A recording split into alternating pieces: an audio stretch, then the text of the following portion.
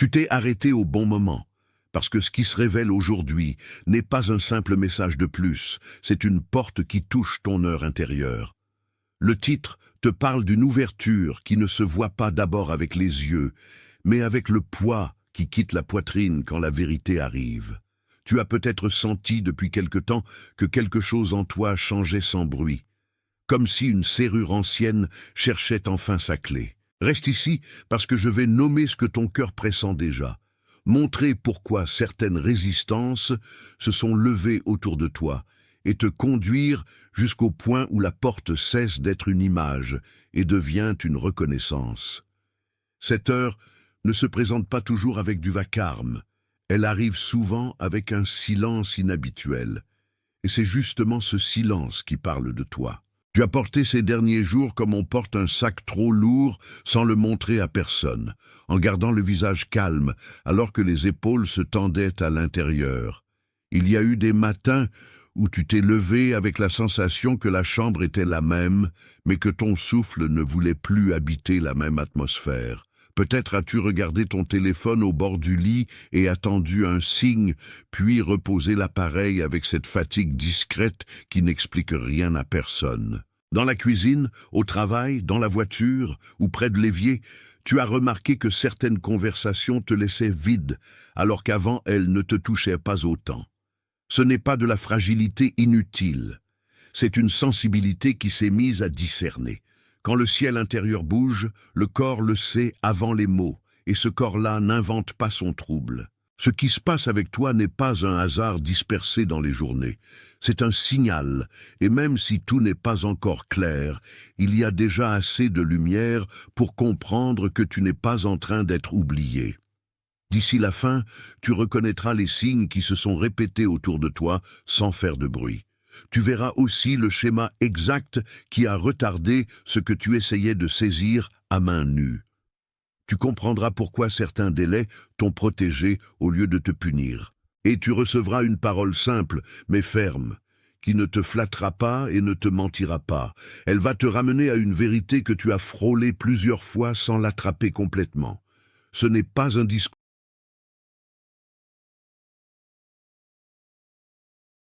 Attention, vous devez vous préparer maintenant.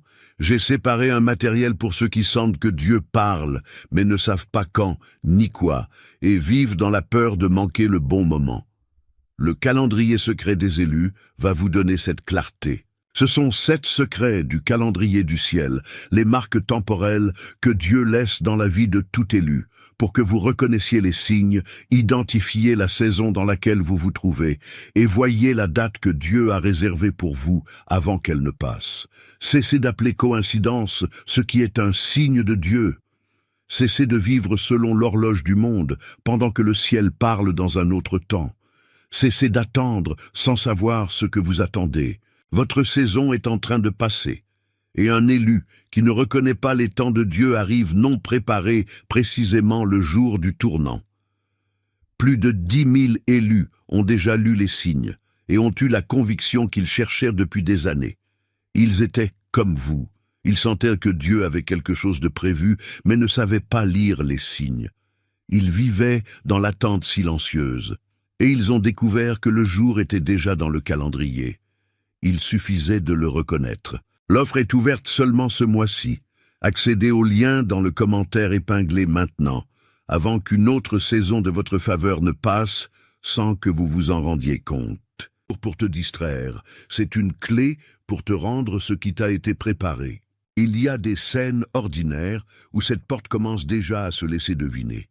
Par exemple, quand tu restes quelques secondes de plus au bord du lit avant d'ouvrir les volets, parce que l'air de la pièce semble attendre quelque chose avec toi.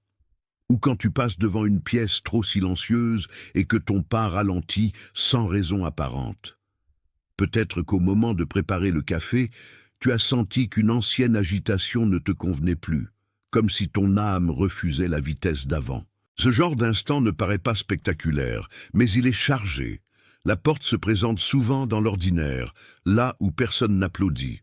Elle se montre dans la façon dont tu regardes un objet simple et comprends qu'il ne peut plus porter la même mémoire.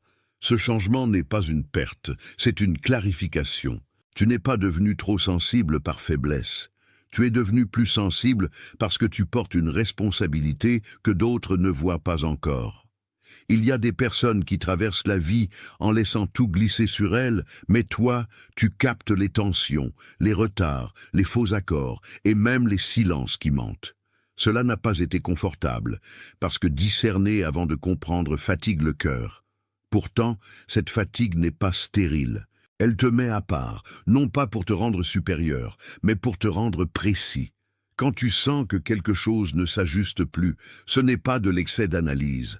C'est un témoignage intérieur, et ce témoignage devient plus fort lorsque tu cesses de le traiter comme un défaut. L'opposition, elle, n'a pas toujours l'air d'une attaque. Elle ressemble parfois à des messages qui ne répondent pas, à des rendez-vous qui s'ajoutent sans paix, à des horaires qui mangent tes forces et t'empêchent d'écouter ce qui se passe en dessous. Elle prend la forme d'une urgence artificielle qui te pousse à courir plus vite alors que la vraie réponse demande de t'arrêter. Tu connais cette sensation dans la nuque, cette pression qui monte quand tu essaies d'ignorer ce que tu sais déjà.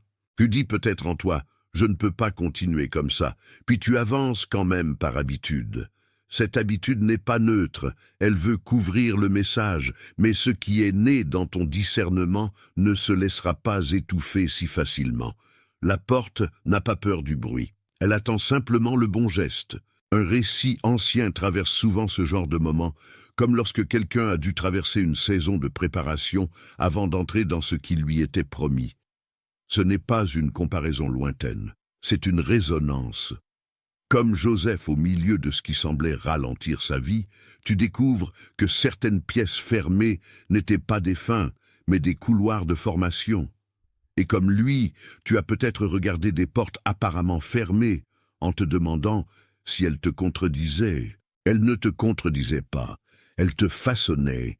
Quand la main de Dieu prépare, elle ne le fait pas toujours avec des explications immédiates. Elle le fait avec des détours qui gardent intacte la destinée. Ce que tu appelles retard pourrait bien avoir gardé ta capacité de recevoir. Si tu continues à faire comme si rien ne changeait, tu risques de retourner aux mêmes circuits intérieurs, ceux qui fatiguent ton âme tout en prétendant te stabiliser. Tu sais déjà ce que cela coûte, une sensibilité qui se couvre, une paix qui s'amincit, une obéissance qui se remet à plus tard. Tu n'as pas été appelé à vivre sous ce poids comme si c'était normal. Les jours répétés sans attention finissent par transformer le signe en simple décor. Et plus le décor reste long, plus le cœur s'habitue à appeler cela normal. Mais ce n'est pas normal pour toi. Tu n'as pas été fait pour survivre aux portes fermées comme si elles étaient ton pays. Tu as été fait pour reconnaître l'heure où elles commencent à céder. Alors écoute bien ce qui s'aligne déjà. Les signes que tu as vus ne sont pas des erreurs de lecture, ils sont des confirmations discrètes. Si au moins un de ces signes a trouvé de l'écho en toi, si ton souffle a changé à un moment pendant ces paroles, écris le nombre 888 dans les commentaires. Ce n'est pas un code magique, c'est un accord simple avec ce qui t'a touché en profondeur. Écrire ce code, c'est laisser une trace visible de ce que ton esprit a reconnu avant ta pensée. Ce geste est petit, mais il est réel. Écris 888, puis reviens vers moi, parce que la porte qui s'esquisse devant toi n'est pas seulement une émotion à nommer, c'est une direction à recevoir. Le plus profond commence souvent quand on cesse de traiter le signe comme une curiosité et qu'on le reçoit comme une invitation. À partir de là, le combat ne se limite plus à ce qui t'entoure. Il touche la manière dont tu t'es raconté ta propre histoire. Tu as peut-être cru que la porte n'ouvrait pas parce que tu n'étais pas assez prêt, alors qu'en réalité, elle cherchait à te débarrasser d'une attente trop serrée. Maintenant, nous allons nommer ce qui se cachait derrière la fatigue. Ce n'était pas seulement le retard, c'était la façon dont ton cœur s'était mis à négocier avec l'incertitude. Et cette négociation-là a une racine plus ancienne qu'elle n'en a l'air. Au fond, ce qui te retient souvent, ce n'est pas un manque de foi spectaculaire, mais une peur plus silencieuse de perdre le contrôle.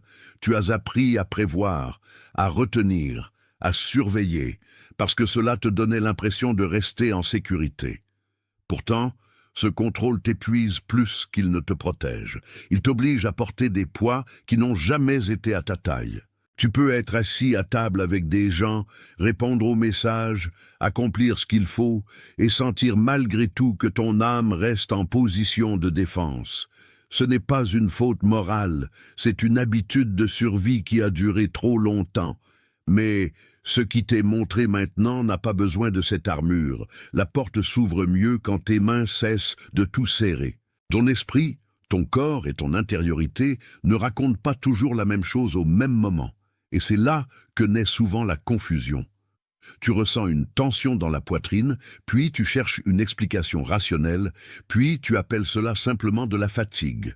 Parfois, c'est de la fatigue. Parfois, c'est plus profond. Il y a une différence entre l'anxiété qui tourne en boucle et le discernement qui t'alerte calmement. L'un court sans lumière, l'autre reste immobile jusqu'à ce que tu regardes. Quand tu passes la soirée dans une pièce où tout semble normal, mais où rien ne repose en toi, ton corps sait déjà qu'une frontière est en train d'être dessinée. Ce n'est pas toujours une alarme, c'est parfois une préparation, et la préparation n'élève pas la voix. Il y a aussi des environnements qui ne résistent pas à toi, parce qu'ils te haïssent, mais parce qu'ils ne savent plus comment te contenir. Certaines conversations t'éloignent de toi-même. Certaines présences exigent de toi un ancien rôle qui n'existe plus. Tu les traverses en souriant, puis tu rentres chez toi avec les mains plus lourdes et l'esprit moins clair. Ce poids n'est pas imaginaire. Il est relationnel, atmosphérique, quotidien. Il peut s'installer autour d'un message sec, d'un silence prolongé, d'une habitude qui t'éteint petit à petit. Discernement ne veut pas dire suspicion. Discernement veut dire savoir ce qui te nourrit et ce qui te vide. Et cette différence change tout. Elle commence à préparer l'air de la porte. L'opposition connaît ta lassitude et tente de l'utiliser. Elle t'amène des détails secondaires pour t'occuper pendant que l'essentiel demande ton attention. Elle te propose de régler 3 petites choses pour ne pas écouter la grande chose.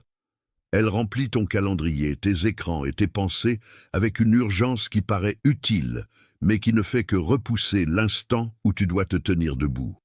Tu connais ce genre de journée où tout semble demander ton énergie avant même que tu aies prié. Tu finis par croire que la confusion est la preuve que tu ne dois pas avancer. Mais la confusion peut aussi être la dernière couche d'un seuil. Quand le brouillard devient épais, cela ne veut pas dire que la route n'existe pas. Cela veut dire que tu es proche d'un passage. Il y a un moment où le cœur cesse de marchander avec ce qu'il sait déjà. Tu connais ce moment-là, même si tu l'as repoussé plusieurs fois. C'est celui où tu regardes la porte et où tu comprends que continuer à parler comme avant ne changera pas ce qui est en train d'être écrit. Une part de toi voulait encore attendre une permission extérieure, une preuve plus bruyante, un signe impossible à nier. Mais la paix n'a pas besoin de se déguiser en spectacle. La vraie confirmation tient souvent dans une clarté calme. Et cette clarté, maintenant, commence à te prendre par la main. Ce n'est pas encore l'entrée complète, c'est l'instant où tu te tiens devant ce qui s'ouvre. Devant cette porte, il y a une première image qui prend forme, et elle est plus ancienne que ton souci du jour. Imagine un seuil de bois légèrement soulevé par le temps, avec une lumière qui passe en dessous avant même que le battant ne bouge. Ce seuil parle de ce qui a été gardé, protégé, attendu. Il ne crie pas, il respire. Dans cette image, tu reconnais quelque chose de ta propre vie, comme si certaines choses en toi avaient été conservées dans l'ombre pour ne pas être abîmées par des mains impatientes. Ce qui a été gardé n'a pas été perdu. Ce qui a été couvert n'a pas été annulé. La porte parfois ne se ferme pas pour te refuser, mais pour préserver ce qui n'était pas encore mûr. Tu as probablement senti cette conservation dans des saisons où tu n'arrivais pas à forcer le cours des choses. Tu aurais voulu comprendre, accélérer, franchir, mais le battant restait tranquille. Et toi, tu restais devant avec ce mélange de frustration et de fidélité qui use les nerfs. C'est là que beaucoup de personnes se trompent sur leur propre histoire. Elles pensent qu'un silence prolongé signifie une absence. En réalité, le silence peut être une chambre d'attente où quelque chose prend forme sans être exposé. Ta poitrine a connu ce genre de silence, tes mains aussi, quand elles ont cessé de vouloir tout résoudre d'un coup. Le seuil parle encore aujourd'hui, et il te dit que la lenteur n'était pas toujours une punition. L'opposition, dans cette image, ressemble à la poussière qui veut s'accumuler sur la poignée pour te faire croire qu'elle ne bougera jamais. Elle ressemble au découragement qui répète « cela ne s'ouvrira pas pour toi ». Elle ressemble à l'habitude de regarder la porte plutôt que celui qui sait l'ouvrir. Pourtant, même la poussière n'a pas le dernier mot. Le simple fait que tu continues à voir la porte prouve qu'elle travaille encore en toi. Dans ton corps, cela se manifeste souvent par une respiration coupée, comme si quelque chose restait retenu à la limite du souffle. Dans ton esprit, cela se manifeste par des phrases courtes qui te disent de t'installer dans la déception. Mais le seuil n'est pas fait pour devenir une résidence, il est fait pour être traversé, et traverser commence souvent avant le mouvement visible. Tu remarques alors que la porte n'est plus seulement une surface, elle devient un passage qui répond au poids juste. Quand la main cesse de forcer, la poignée se laisse reconnaître. Quand le cœur cesse de prouver, l'ouverture cesse de se défendre. Cela ne veut pas dire que tout devient facile d'un seul coup. Cela veut dire que la résistance n'est plus ton identité. Elle était un passage, pas une maison. Et cette distinction change la façon dont tu respires en ce moment même. Tu n'as pas à célébrer le combat comme si c'était ta vocation. Tu as à comprendre qu'il s'achève en te rendant plus sobre, plus clair, plus vrai. La porte n'aime pas les bras raidis. Elle s'ouvre devant les mains rendues. Maintenant, écoute cette image qui se déplace, parce qu'elle commence à te conduire plus loin que la simple attente. Le battant prend un peu de lumière, comme une grande surface de verre qu'un soleil discret vient réveiller depuis l'intérieur. Ce n'est pas une explosion, c'est un glissement. Ce qui semblait opaque devient traversé. Tu vois peut-être encore la trace des anciennes marques, des anciennes peurs, des anciennes défenses, mais elles ne couvrent plus entièrement ce qu'elles prétendaient retenir. Quelque chose à l'intérieur pousse avec douceur, non pour briser, mais pour vivre. Cette poussée-là a la patience du vrai, elle n'a pas besoin de prouver sa force, elle a seulement besoin que tu reconnaisses qu'elle est là. Tu peux sentir dans ton propre corps ce que cette image veut dire. Les épaules descendent un peu. Le front cesse de se crisper. La poitrine, même si elle garde une mémoire du combat, commence à faire de la place à autre chose. Il arrive un moment où la fatigue n'est plus seulement fatigue, mais préparation à recevoir l'air d'une autre pièce. Tu as probablement déjà connu ces secondes où, avant même de comprendre, tu savais que la tension quittait un point intérieur. C'est ainsi que les seuils se déplacent. Ce qu'ils demandent n'est pas de la vitesse, mais de la présence. Et la présence change la densité de l'air autour de toi. La porte devient alors une promesse silencieuse. Cette image te dit aussi qu'il existe des choses que tu n'as pas à arracher. Elles s'ouvrent quand elles sont prêtes, et ta tâche consiste à te tenir là sans trahir ce que tu as reçu. Tu n'es pas appelé à fabriquer l'ouverture par anxiété. Tu es appelé à reconnaître le moment où elle commence à répondre. Dans les anciens réflexes, tu aurais peut-être insisté, réexpliqué, forcé ou vérifié encore. Mais ce n'est pas ainsi que la vraie entrée se garde. La vraie entrée se reçoit avec un esprit réveillé et des mains calmes. Et ce calme n'est pas passif. Il est une forme de fidélité. Tu peux déjà sentir que quelque chose en toi passe du combat à la disponibilité. Alors prends ce moment dans la vérité qu'il porte. Si l'image de cette porte, de ce seuil, de cette lumière sous le battant a rencontré quelque chose de vivant en toi, écris dans les commentaires la phrase « U vejo isso ». Cette phrase n'est pas un slogan.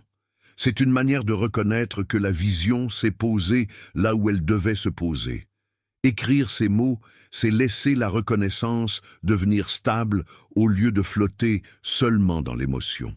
Écris U vejo isso, puis reviens vers moi, parce que ce que tu vois maintenant n'est pas seulement un passage dans le décor de ta vie. C'est la preuve que ton regard s'est ajusté. Ce qui vient ensuite n'est pas un changement de sujet, mais l'entrée plus profonde dans ce que la porte cherchait à faire en toi. Tant que l'on regarde seulement la surface, on croit parler d'un événement extérieur. Mais le vrai mouvement est intérieur, là où les anciennes attentes perdent leur autorité. Tu as peut-être confondu paix et disparition, silence et abandon, délai et refus.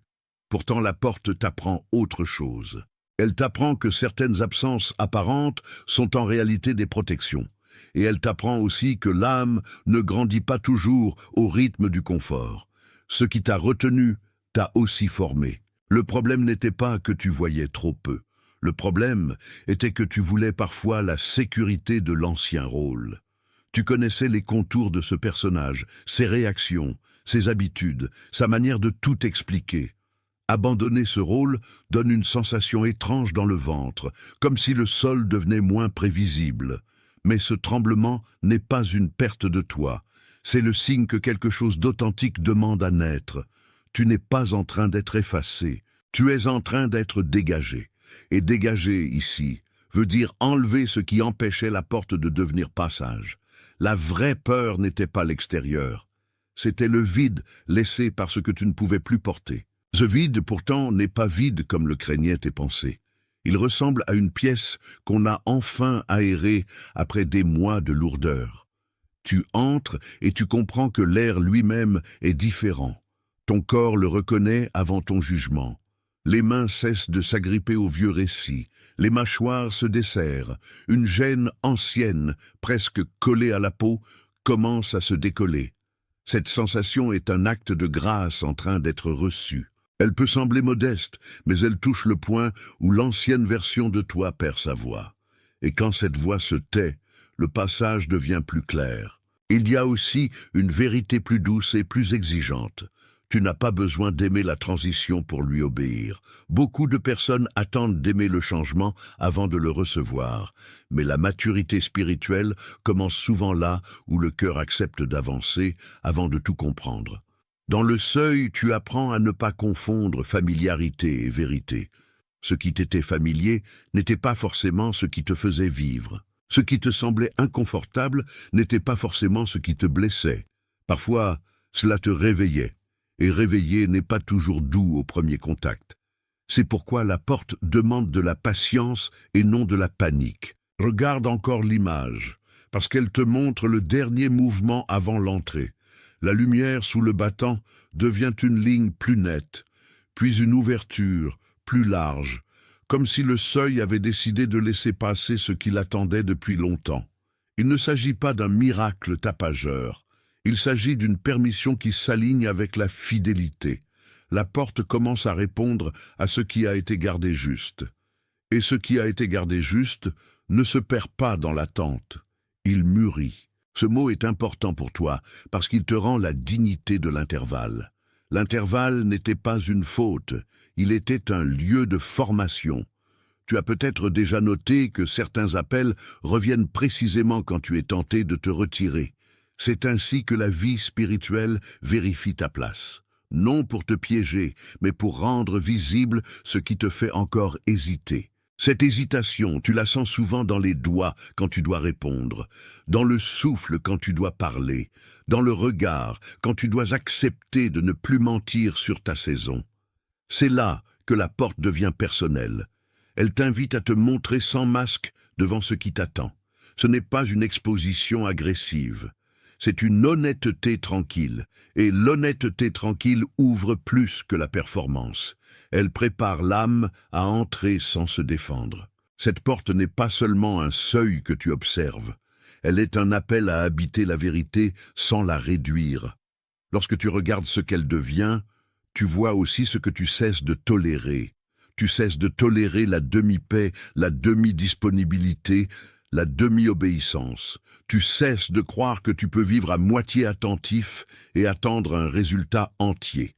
Le passage réclame une présence complète, même si elle commence par une simple halte, et cette halte est déjà une réponse. Dans beaucoup de vies, c'est à ce point que tout change, non parce qu'un bruit s'élève, mais parce qu'une décision calme se pose. La porte reconnaît ce calme. Ce que tu nommes parfois procrastination peut être en vérité une fatigue de l'âme qui refuse d'entrer sans clarté. Et cette fatigue, aujourd'hui, n'est plus un obstacle total. Elle devient un témoin. Elle te montre où tu as voulu forcer ce qui demandait d'être reçu. Elle te montre aussi que le passage ne dépend plus de ta vitesse, mais de ton accord. Quand cet accord se forme, le monde extérieur reste parfois pareil pendant un instant, mais l'atmosphère intérieure a déjà changé. C'est là que la porte commence à appartenir à une autre réalité, une réalité plus simple, plus vraie, plus respirable. Alors la traversée peut commencer à devenir pratique, et non seulement symbolique. Ce n'est pas le moment de remplir le bruit avec plus de bruit. C'est le moment d'écouter comment la journée te parle quand tu la laisses te parler sans te défendre. Le matin, avant de prendre le téléphone, laisse une minute de silence habiter tes mains. Le soir, avant de fermer les yeux, regarde ce qui a drainé ton âme et ce qui l'a élargi. Ces gestes ne sont pas petits. Ils apprennent à la porte à reconnaître ta présence. Et quand la présence devient fidèle, le seuil cesse d'être un mystère hostile. Il devient un lieu de rencontre. La clarté revient alors par le quotidien. Le premier geste de retour, c'est le silence avant la réaction. Tu sais déjà combien de fois tu as répondu trop vite, par fatigue, par habitude, par pression, puis tu as senti ensuite que quelque chose n'avait pas respecté ta paix. Maintenant, tu apprends à suspendre ce réflexe pendant quelques battements de cœur. Dans ce petit espace, l'âme parle plus clairement que la peur. Tu peux faire cela au réveil, au milieu du travail, ou juste avant d'ouvrir un message difficile. Ce n'est pas une technique vide. C'est une manière de réapprendre à écouter la porte avant de pousser le mur. Et quand tu l'écoutes ainsi, tu découvres que le ciel n'était pas silencieux. Il attendait ton calme. Le deuxième geste de retour, c'est l'écriture honnête de ce que tu ressens sans le maquiller. Prends une feuille ou une note sur ton téléphone et écris ce qui t'a fermé la poitrine et ce qui l'a desserré. N'explique pas tout. Nommer suffit souvent pour ôter le pouvoir du flou. Tu verras alors que certains poids diminuent dès qu'ils sont reconnus dans la lumière. Cette pratique n'est pas une performance spirituelle. C'est une façon de rester en vérité devant la porte qui s'ouvre. Quand tu écris avec simplicité, tu arrêtes de négocier avec les illusions. Tu rends à ta vie sa bordure exacte, et cette exactitude favorise le passage. Il y a aussi des moments où la protection de Dieu se révèle sous forme de limites. Une réponse tardive, une relation qui ne s'aligne plus, un projet qui ralentit, tout cela peut être une manière de garder intact ce que tu n'aurais pas encore pu porter. Ce n'est pas agréable à l'ego, mais c'est tendre pour l'âme, parce que certaines clés ouvrent trop tôt et blessent ce qu'elles devaient préserver.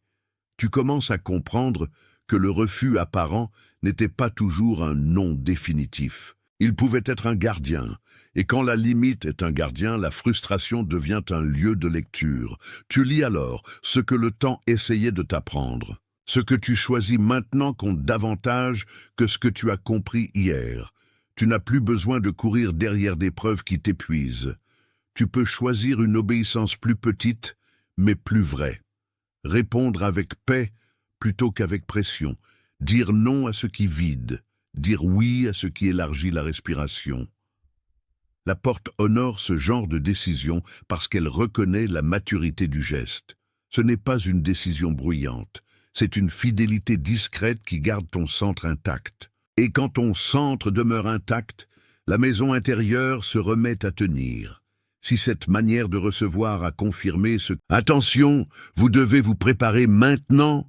J'ai séparé un matériel pour ceux qui sentent que Dieu parle, mais ne savent pas quand, ni quoi, et vivent dans la peur de manquer le bon moment. Le calendrier secret des élus va vous donner cette clarté.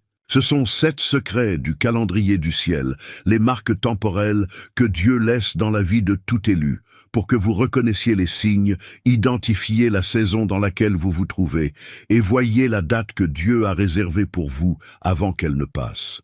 Cessez d'appeler coïncidence ce qui est un signe de Dieu. Cessez de vivre selon l'horloge du monde, pendant que le ciel parle dans un autre temps. Cessez d'attendre sans savoir ce que vous attendez. Votre saison est en train de passer, et un élu qui ne reconnaît pas les temps de Dieu arrive non préparé précisément le jour du tournant. Plus de 10 000 élus ont déjà lu les signes et ont eu la conviction qu'ils cherchèrent depuis des années.